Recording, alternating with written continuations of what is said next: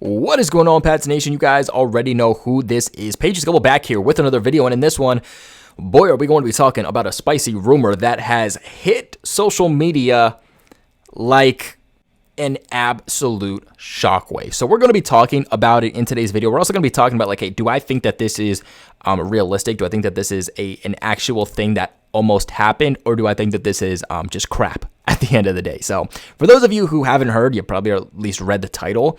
There were reports going around that the New England Patriots actually had a deal in place to trade for Aaron Rodgers when he was a Green Bay Packer, but ultimately that fell through. Now, of course, we all know he's a part of the AFC East rival New York Jets. Now, of course, this is all coming from Craig Carton, who is really not even a reporter. He's a radio host in New York City, which, of course, he's going to badmouth the Patriots and say, yeah, well, you know, you guys wanted Rodgers, but he didn't want you. He wanted us, and now you guys got to watch him play for us twice a year. That's just not what this is. But he does have his own show on FS1, in which this is where he ultimately said that take. That, again, the Patriots had a place in play for Aaron Rodgers earlier on before the negotiations were going on between the Jets and Packers, but it was immediately shut down by Aaron Rodgers. Now, Craig Carton also had this to say about the entire storyline. He said, and I quote, "Those snakes in the grass in New England can never be trusted. And I want to thank my main man right here, Aaron Rodgers, for recognizing you don't go play for Satan. You don't go play for Satan. But could you imagine if Aaron Rodgers actually chose to go to the New England Patriots, what we'd be talking about right now?" So essentially, this guy is just trying to put out to the media that this is a scenario that happened, that he's friends with Aaron Rodgers, that he has inside sources about Aaron Rodgers and what was essentially going on with not just him, but several NFL franchises. Now, of course, this was also a report that a lot of people actually said, well, there's not a lot of smoke to it. Is it real? But at the end of the day, it could make some sense. Now, we do know that Bill Belichick is in the back end of his career. Some project that he only has about 4 years max left with the Patriots before he decides to hang things up. Obviously, since Tom Brady left, he hasn't looked very good, right? He's only won one playoff. He's only been to the playoffs once. He hasn't even won a playoff game since Brady left. There's obviously a massive discussion on Brady or Belichick. Who was the guy responsible for the New England Patriots dynasty? And so far, Belichick has not done anything to refute the fact that he was the guy responsible for winning 6 Super Bowls.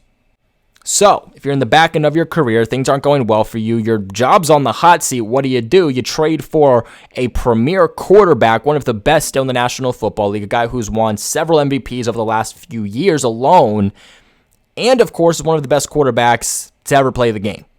We all know Belichick has had a ongoing, confusing relationship with Mac Jones over the last year now.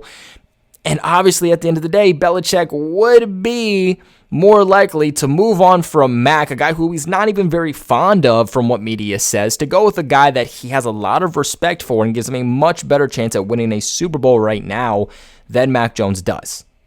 The thing that didn't really make sense to me, though, is that I really don't believe that there were a whole lot of teams interested in Aaron Rodgers due to the asking price of the Green Bay Packers at that time, right? Like, it was months going on between the Packers and the Jets alone trying to figure out some type of deal for Aaron Rodgers, and it ultimately almost fell through. I believe that that deal would have got done a whole lot quicker if there were more than one team, meaning more than just the Jets, that were genuinely going with ongoing negotiations to acquire Aaron Rodgers. But instead, Aaron Rodgers goes into a dark retreat, essentially comes out thinking, you know what? I'm either going to retire or I'm going to keep going on with the Green Bay Packers. But then gets informed, hey, just so you know, you're going to be traded to the Jets instead, in which he says, you know what, I'm not going to retire. You're about to trade me. I'm going to go play with the Jets instead. But are you really telling me that he'd rather go prove himself with the Jets than proving himself with the New England Patriots. Now, there is one side of things that I do think makes sense, right? Like, he doesn't want to come into New England and essentially have his reputation tarnished, right? Because it was always him going up against Brady and him going up against Manning. You come into the same system that Tom Brady won 6 Super Bowls with, you're never going to live up to that same hype. Do you really want to be compared to him and all of his accomplishments?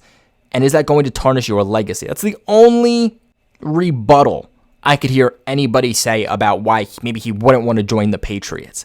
But other than that, you look at what the Patriots currently have. Not only do they have a good coaching staff, one of the best head coaches at least to ever coach this game, but you also have a very good running core behind you. You have pretty decent weapons at that to come and start with. Before Aaron Rodgers went to the Jets, they really didn't have great weapons behind Garrett Wilson. Then Rodgers gets traded there and says, I want X, Y, and Z behind me. Well, the Patriots at least have 2 top tight ends in Hunter Henry and Mike Gesicki, both better than what the Jets have, and have a pretty good wide receiver core in Tyquan Thornton, Juju Smith-Schuster, Kendrick Bourne, Devontae Parker, maybe DeAndre Hopkins, and I would say arguably a better defense. I genuinely believe that this upcoming season, the Patriots will have a better overall defense than the Jets. The Jets might have better individual players on defense, but the Patriots always find a way to have a very, very good, well-rounded defense. They had the top scoring defense last year and only got significantly better. Not to mention, as long as the Patriots' offensive tackle situation can at least stay healthy, I would say a better offensive line than the Jets. Real quick though, guys, I do want to give a massive shout out to the sponsors of this channel over at FanDuel.